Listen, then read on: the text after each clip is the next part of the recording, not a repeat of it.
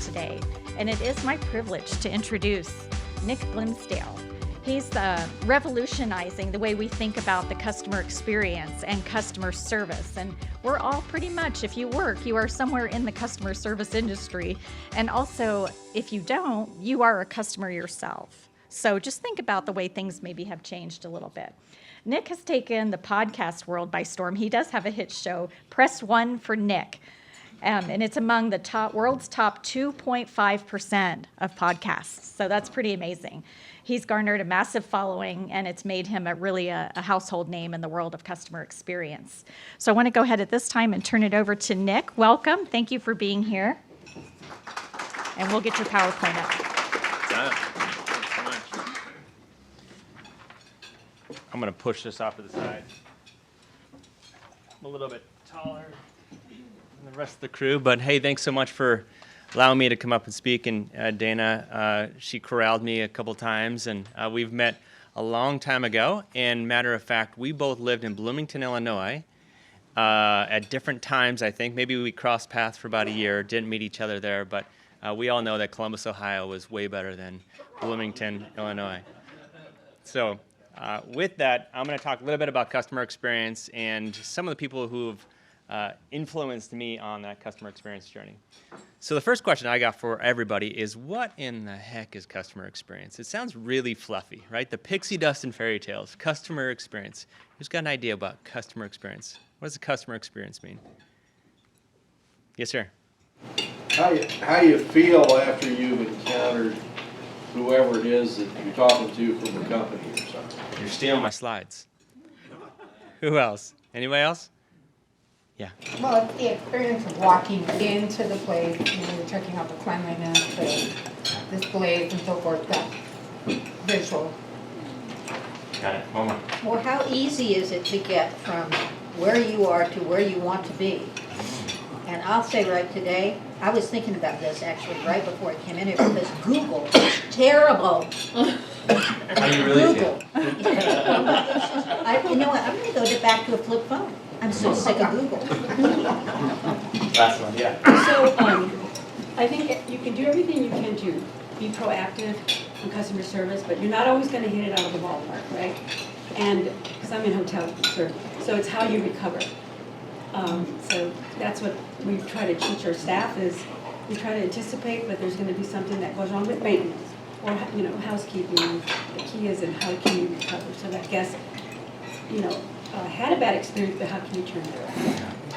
Well, from the world famous Forrest Gump, that's all I got to say about that. So you guys took care of all my slides. So let's go ahead and finish them anyways. I think you could have, when it comes to customer experience, it's an experience your customers have resulting in an emotional reaction. So you hit it out of the park. And what are those emotional reactions? There's kind of that pendulum, and a lot of times what happens when you hit the mushy middle, which we'll get to, is nobody really says anything, right? There's just, it's goodish. But the beginning, it could be the world's best experience. Fantastic. You think of the Disney experience, you think of the Amazon experience, maybe not the Google experience.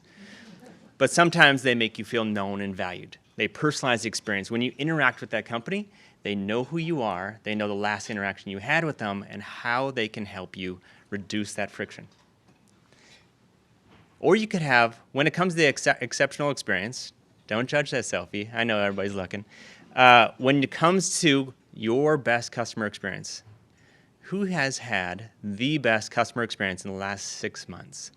Who can tell me a story? I want to go back to the Google. Giant Eagle. If you go into Giant Eagle, Yeah. they will take you where you want to find something. Okay. That's good. That's good. I like that. I like the grocery stores that have two separate colored carts. One's green and one's red. And the red's like, don't bother me, I'm going to keep on moving. But green is like, I'd like some help to guide me through that journey. Who else? Yeah. I had the turnaround experience of having a horrible experience trying to buy theater tickets from Ticketmaster on Saturday. Got a call this morning from Kappa that turned it from a horrible experience into a fantastic experience. It's awesome. One more? Dana. I don't have an experience, but I just want to know if Scott Whitlock, are you going to see Beyonce? Were you trying to get Beyonce tickets? I heard backstage passes. Back, oh, wow, Yeah. okay. I'll go with you, Scott. Let's go. Yeah. I have a friend that said, Tom, when you get a new laptop, get it back and buy AppleCare support. And I probably contact them 3 times a month at least. But one of them, I had a pressure time thing, and the customer, the rep walked me through, and actually it was a product not of theirs. He said, I'm going to help you anyway on the slideshow. So it just gave, and I said, I want to talk to your, whoever's your supervisor, because I want to give you a fantastic review. So I think that is key right there. I want to give you a fantastic review. I want to tell my friends, I want to tell my family members, I want to be the topic of that conversation at dinner, at lunch, at Rotary, about the organization that I am doing business with. Okay? That was a selfie I just did this weekend, just for you guys. I typically don't take food selfies, but this was at the Royce in Polaris. Go talk to the owner, Walter. He's awesome. Anybody know who this fella is? Look at this guy. That's awesome. So Jesse Cole owns the Savannah Bananas. 10 years ago, he was over $100,000 in debt, sleeping on the floor of his girlfriend's living room. And he had a 120-year-old stadium, couldn't sell a ticket to save his life. Right now, he sells out every single game, has a 3-year waiting list. He just had a contract with ESPN called the Banana Ball. And he is absolutely taking over the world of the experience. Because the thing that changed his mindset was he's like, what am I going to do? So what he did was, who is going to inspire me and what should I do about it? So we went to the library, free books, and he picked up the Jeff Bezos book. He picked up the Steve Jobs book. He picked up the Walt Disney book. And they all have a theme. All of them are absolutely obsessed with the customer experience. And he's like, I'm not in the baseball business. I'm in the business of delivering on that fan experience. So he has a breakdancing first base coach, a Nacho Libre third base coach with the mask on. He's got the Banana Nanas who are 60 plus years old. He's got crazy giveaways like these undies over here, which didn't go too hot. But when you think of baseball, you will eventually think of Jesse Cole because of the experience he's delivering. He's like, nobody wants to watch. It's the 7th inning stretch because everybody needs to get up because they're just going to fall asleep. He's like, it's not fun anymore. Let's figure out a way to differentiate on the experience. People will now pay more. 86% of the world will pay more for a better experience over product and price. You guys believe that? Who here will pay more for a better experience? Interesting.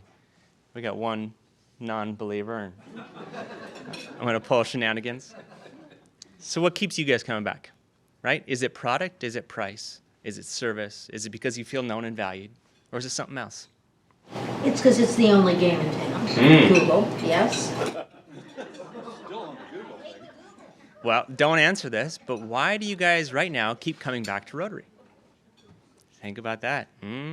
Okay. There's another option. What is the worst experience, typically the most frustrating experience that you have when interacting with the company? Most of the time, when you're really frustrated, anybody see the Bud Light commercial where the girl has the phone on her forehead and it was 59 minutes, 16 seconds, and it's the hold, please hold, right? Your call is not very important to them when you have to hold for 59 minutes and 16 seconds. That does not make you feel known and valued. It makes you feel like you want to hit 0 a bunch of times. I know everybody else does it. Or yell, representative, right? I want to talk to a human being. I love this. There's one of my guys that I interviewed. His name is David Everin. He's got a book called Why Do Customers Leave and How to Win Them Back? And it was one of the first 2 pages, and he said this. He goes, I am your customer. I am your client, patient, or vendor. Better still, I am your prospective customer or client. I'm the one deciding whether to do business with you, and I have so many choices. You are merely just one of them. As your customer, if you make me wait, I will get frustrated. If you tell me no, I will easily find somebody, potentially, to tell me yes. If you can't make me happy, meet my needs, and give me a good experience, it's not a big deal. I will find somebody who will. Because I will do it every day. Every single day I'll do it. And so will you. If you have a bad experience, if you get frustrated, People will now leave quicker than ever. Matter of fact, I'll get to that in a second. Derek Gaunt, the guy I interviewed, he was an international hostage negotiator. And when he interviews these people, he would say he needs to understand who they are first. He needs to understand their motives first. He needs to label what he's seeing, what he hears, what they feel.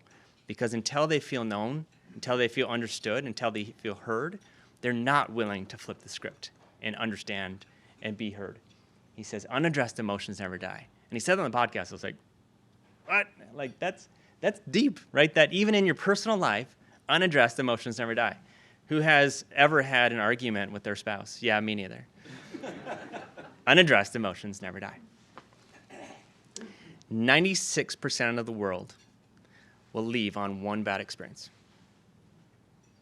One bad experience. It used to be, if my dad bought Fruit of the Loom undies, I'd buy Fruit of the Loom undies for life.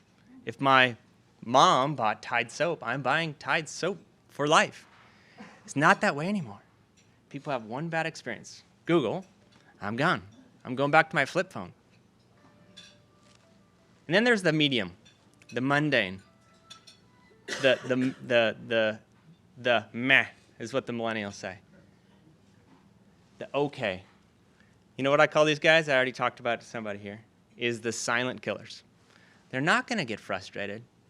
They're not going to create a fuss and write a really good review or a really bad review. They're just going to leave. It's the silent killers.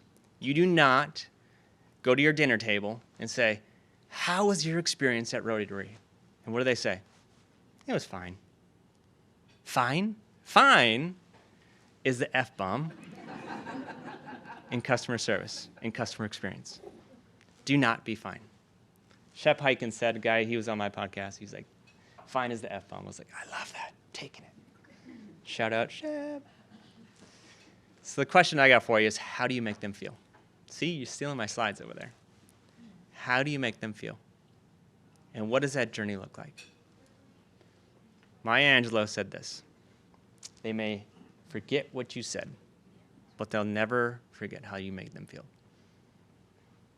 So here's the question I got for you. It's a little bit of a jab, but if you didn't run your business, if you didn't have equity in your business, would you do business with you? Why or why not?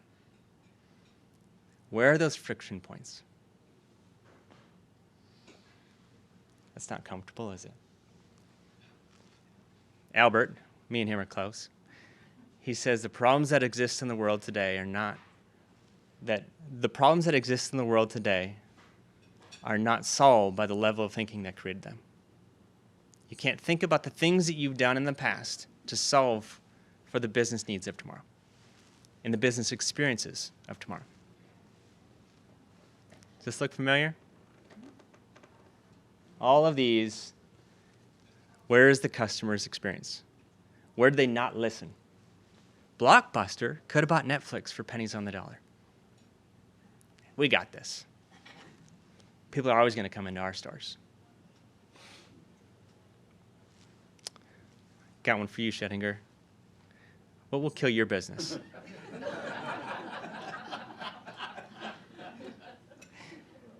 What will kill your business? Start thinking about that as an organization. What's the risk to my business, and what should I do about it? Because your customers are probably saying the same thing.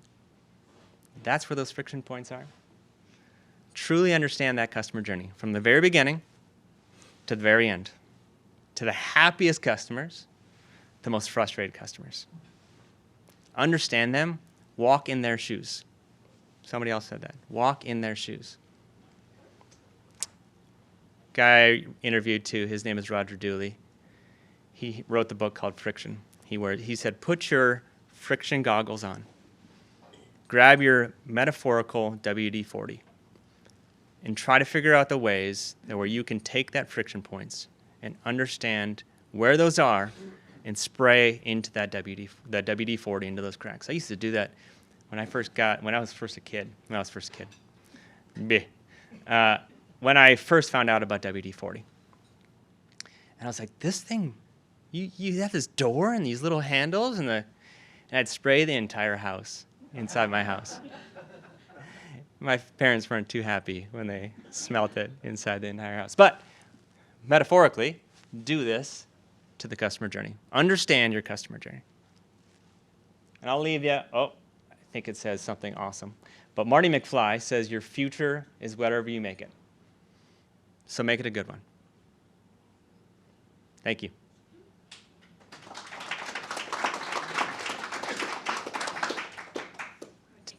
Yeah, drill me.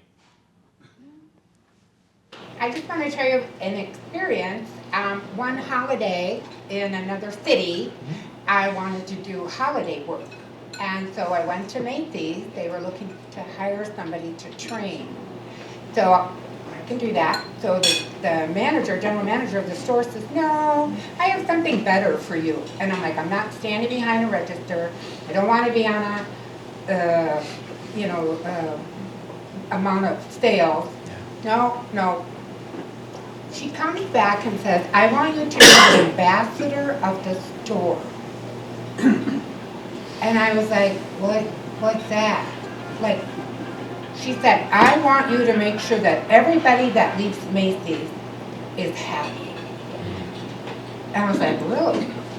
So I had a red badge. I had the key to the safe. I had a key to all the gift certificates. I had keys to override everything on a register. And women would come through with like all these little packages, and I would say, oh, here, let me give you a shopping bag. Oh, I didn't buy anything from Macy's. And I said, oh no, you don't have to buy from Macy's. I'm just giving you a bag so that you don't lose your little bag. Yeah. And people looked at me like I had two heads. It was like, where did you come from? And I'm telling you, during the holiday, everybody's stressed anyway, and it was the first time that they had tried this, and it was the best job I ever had, because I don't have a credit card and I don't have not a problem. And then, I'll give you an extra 10%. Or, let me get you a gift certificate. I mean, it doesn't take much for people to feel valued if you just take that little bit of time. Can I help you? And just in any business, and now everything is bring yourself through. Kind of at Lowe's, I had to figure out where to get a light bulb, and then the prices were different.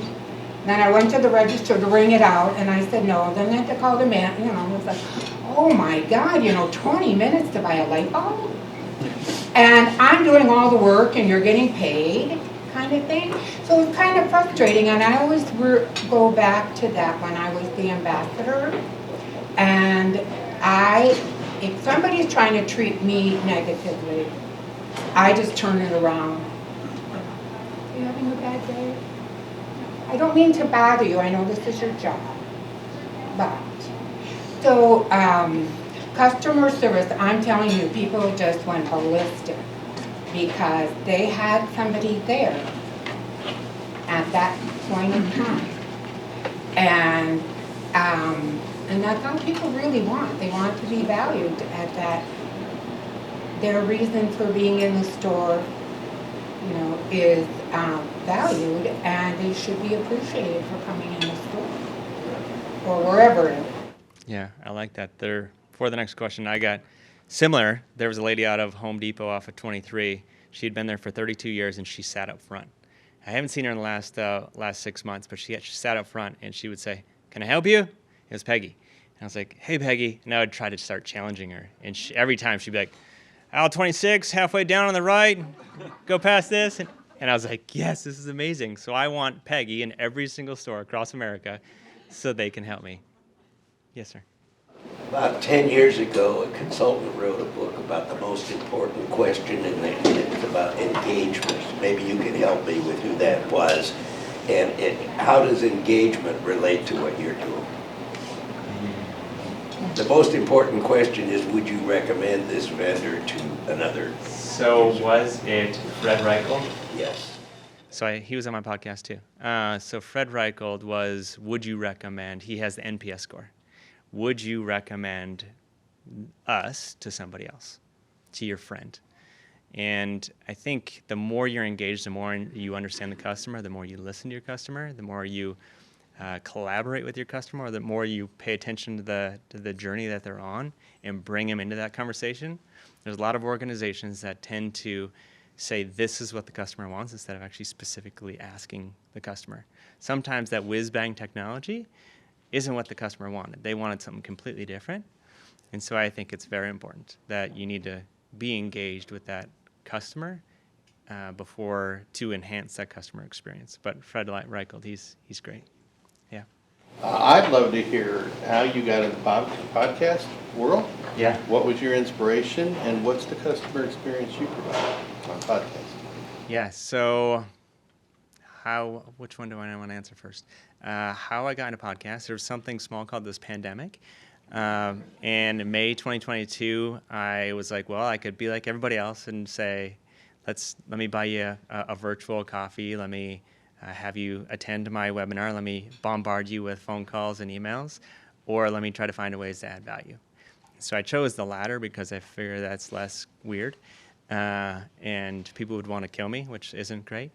But when it comes to the podcast, I started asking my friends and family, to jump on the podcast with me, and eventually I started getting more and more people a little bit of credibility, and I figured a way to get uncomfortable. I feel like we all need to stay in that discomfort to grow, and the more that I've gotten into it, the more fun I'm having, and the more I'm challenging myself to now get into like videos. And now I have a whole YouTube playlist on with the press one for Nick, so you search for that too. So what was the next question? Customer experience that you offer. So I help organizations across the country. I'm a consultant for contact center, call center space. So anytime somebody interacts with an organization, if it's phone, email, text, social, chat, all of the above, I put it all on one platform and create the best experience possible for the employee to drive efficiencies and keep them happy and retained, and then also that customer experience. So you're not interacting with an organization and then going to a social or email or text, and it's all disparate systems.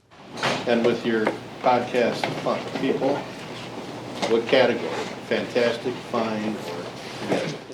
So, what service? I hope I'm toward that fantastic. You'll have to look at reviews to find that out.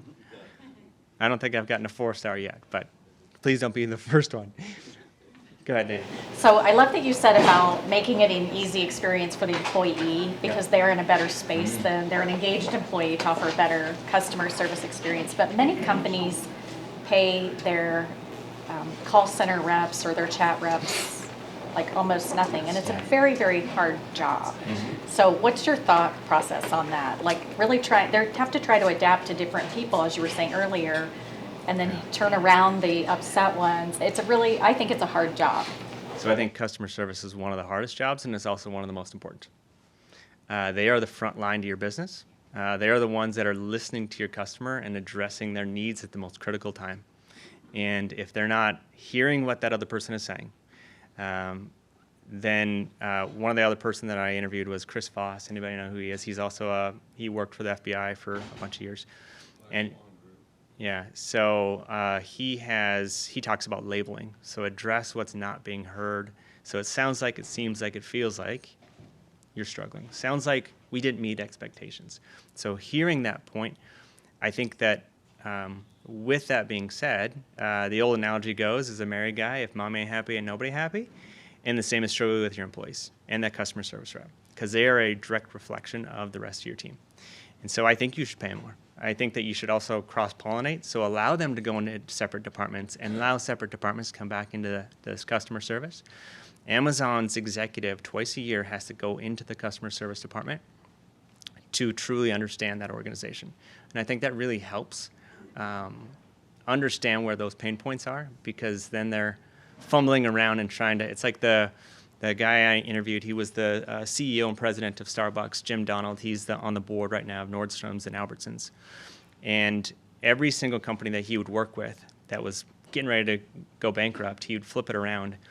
And the first 6 months of every time that he started, it just released, I think, last week. But he'd start the first 6 months on the front line. He's like, people on the top might make a difference, but I know the 90% who will.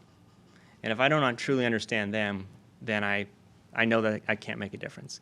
And so every single week he would do something called JD Live. Coming to you, JD Live from Tallahassee, Florida, with in the cooks in the deli with JD Live. So yeah. More unusual Amazon experience. Yep. At my house, we kept getting delivered a small package. Wasn't our name, wasn't our address, same package 3 times in a row. So I take them down to a call center, drop-off place for Amazon. Oh, we can't take these here. I said, well, they're not ours. Oh, you can't return them. My house, the next time the driver pulls up, said, I saw the package and I said, don't you bring that here. He goes, why? I said, because I've tried to give these back to drivers, they won't take them. Went to a drop-off place, they won't take them. So you're not allowed to put that on my front porch. And that was, I thought, pretty incredible on Amazon, that there's no way to like deflect it back. Only thing my victory was, they didn't drop any more in my house. It's because he was responsible. They were pocket-sized travel Kleenex packages. Maybe somebody was just delivering them to you, and they thought that you were going to need a little empathy. 3 whole boxes, that's a least, yeah. What recommendations would you have for creating a consistent customer experience for an organization like ours where we're led by all volunteers? So I would make sure so I was a Rotarian in Dublin for 3.5 years, those who may not know. And I think what's important is that you do have ambassadors.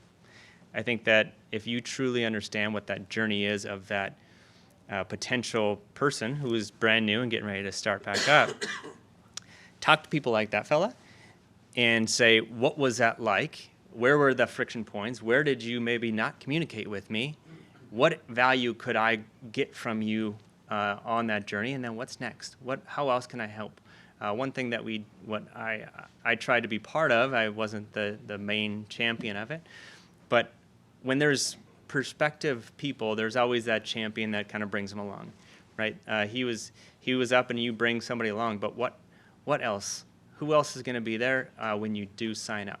Because sometimes you're still underwater. You're like, okay, well, where's my place and where do I stand and when do I get lunch and what do I do with if my name tag's not there? How do I volunteer and what group do I join? And do I want to be part of the peace group or do I want to be part of something else? And so having these Rotarian ambassadors that would say you're assigned to Nick over the next 3 months, just checking on them every week and a half and just say, hey, let's grab coffee. Hey, tell me about yourself. What are you hoping to get out of this? What are you passionate about? And the more that you can get them involved, the more you can get them interested, the more you understand their why, the more they're going to care, and the more they're going to get involved, and the more they're going to tell others. So that's probably a high level. In your opinion, is the customer always right? No. I would say that absolutely not. No, I think I would actually absolutely swing the pendulum back to the employee. The employee is the lifeblood. You should understand the customer experience and respect them and provide empathy for them, but don't always say that they're right because your business is going to go bankrupt just like these other ones. Go ahead. Yeah. Last thing about Google. Here it comes. I'm just saying, do they care and do they need to care? Because they're so big and they're so rich. And they don't care what I put in the question. They're just going to give me a bunch of stuff they want to sell. I don't think an organization should be too big to care. Well, I think they are. So, I mean, I just don't know what the future is. Are they going to be taken down by somebody else? not likely. How about the robots? Yeah, the robots are coming. Oh, they are here? Yeah. And they don't care what you say? I think that's a happy hour conversation right there. I was at a seminar last week, and in 1960, there was a Fortune 500. How many of those companies today, 60 years later, do you think are in business? Out of 500 biggest companies in the world, only 67 are in business. That's right. today. Can you believe that? But why? Because no customer service? Why is that? Well, I mean, they don't adapt to the change. They don't adapt to the times. To your point about Blockbuster and what were the other ones that were up there earlier? Taxi cabs and, yeah, whatever your other list there. In that story was, you mentioned it, and the actual numbers were Blockbuster had a chance to buy Netflix for $50 million, which probably was like, that's a lot of money, forget it. Today, Netflix is worth $50 billion. With a B? That's 3 more zeros. Yeah. But Blockbuster obviously said, we're fine. Yeah. We'll be great. There's one Blockbuster left in Portland, Oregon. Yeah. It's an Airbnb. Yes, I was just thinking about, I'm kind of old school and love everything that you're doing and saying, and Thank you. I wish there was You're in the more. front row. You're hitting distance. Well, and enjoying and appreciating it, embracing it. What kind of frustrates me as an old timer that's been, in the customer service business forever, is the do-it-yourself world and robotics, which is coming. I see an Amazon store, I believe it was, that there's nobody there. You just enter with your card, and it's a do-it-yourselfer. And I think the challenge sometimes is the cost cutting of if you don't do it yourself. So you're understaffed, then you're on hold longer. And I'm not quite sure what that balance is, and supposedly there's not enough workers to go around, which just blows my brain. Maybe there's not enough people that want to work. So I don't know how that cost-cutting entity to survive and compete with someone else, it's maybe, if you cost cut, then you're also cost-cutting service. And that drives me nuts. I just want your thoughts on that. Yeah. So I believe, and the best way I've heard it said is human is the heart, machine is the mastery.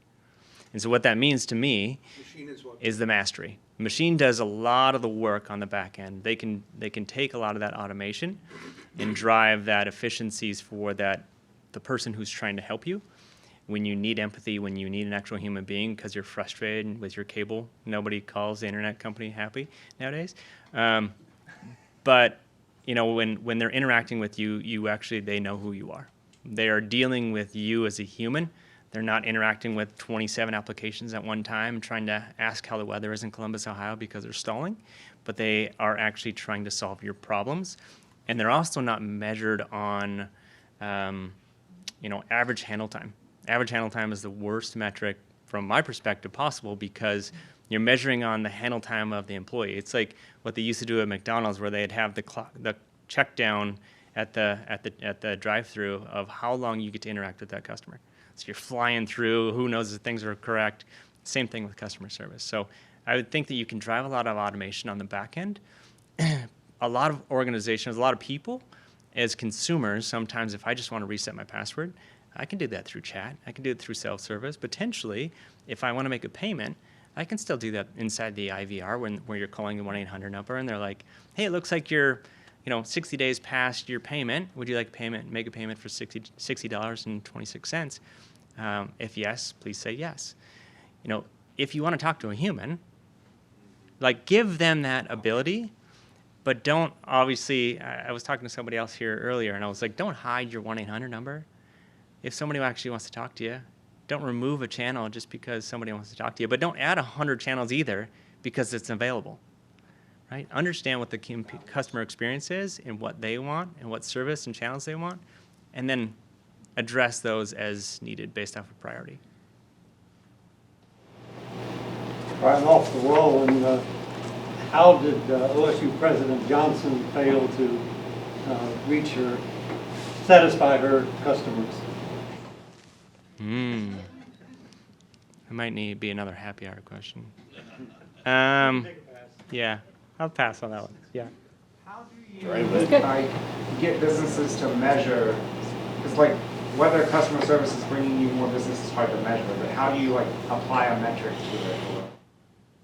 So the first thing I would say is what's your business objective, and then work backwards to that. Don't just have your customer experience or customer service metric separate from your business objectives, because they're always going to fail. People have customer experience departments, and they're not aligned with their business objectives, and they're just fighting each other. And customer experience is like, hey, customer experience is super important. You should do work with us. And the department's like, yeah, but I'm measured on these 20 things, so you're 21. And I don't really care, right? So I think there's a couple of them. There is, CSAT, which is 1 out of 10. How are we doing? It's okay. I think if the question you should ask after that is, what makes you give us that 7? How could we get to that 8? I think organizations should be measuring the customer lifetime value instead of, as sometimes sales reps are measured on that quarterly value. Net promoter score is a good one. Customer effort score is a good one. How easy is it to do business with us? So those are a couple options. And I think it all depends on what aligns with your business. And maybe you can measure all of them, but don't just take one as this is truth and I'm going to go with this one.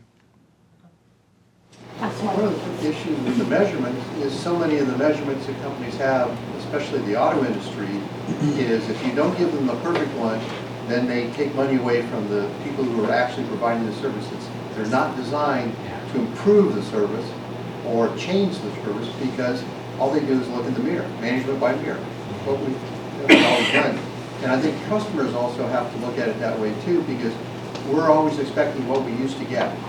And that has to change, because, voicemail came in and people hated leaving voicemails, even though it was a great tool used properly. People used to hate the ATMs. Oh, the first one in Columbus, Ohio was in Glimsdahl. First one in the nation. It's interesting. I think that's it. Thank you so much.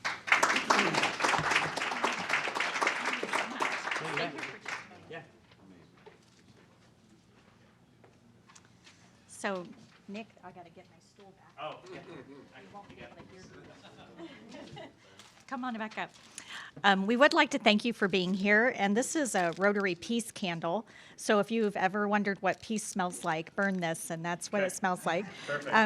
But these are fundraisers for our organization. Also, Tom had some extra peace candles. They're gone. If you want some, see Tom or go to the website. Also, for being here, we will make a donation in your name to Freedom a la carte. So thank you so much for being here today. Thank you. And he said he'd stick around if there are other questions.